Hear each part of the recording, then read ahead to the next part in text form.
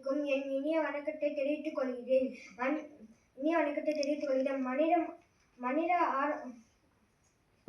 மனித ஆரோக்கியத்தின் மாசுபாடு தாக்கம்.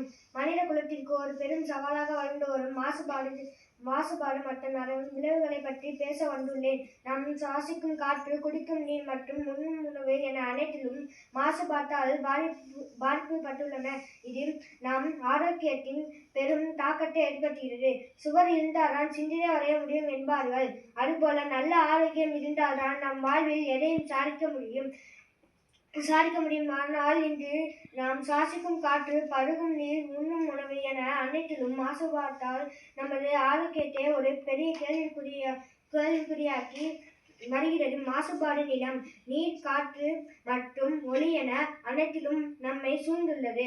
இவை ஒவ்வொன்றுக்கும் நம் ஆரோக்கியத்தின் ஏற்படுத்தும் தாக்கங்கள் மிக கடுமையானவை. முதலாவதாக காற்று மாசுபாடு.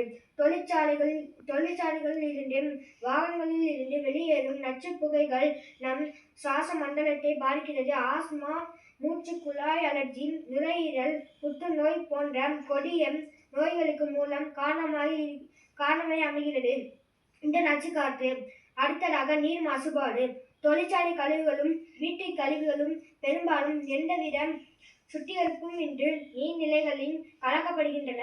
இந்த அசுத்தமான நீரை குடிப்பதால் டைபாய்டு, காலரா, மஞ்சள் காமாலை போன்ற உயிருக்கே ஆபத்தான விளைவிக்கும் நோய்கள் பரவுகின்றன.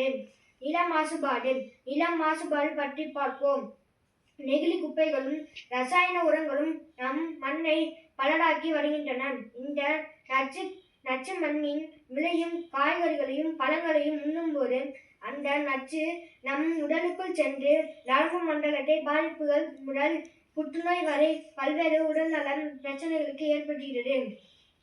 இறுதியாக ஒலி மாசுபாடு.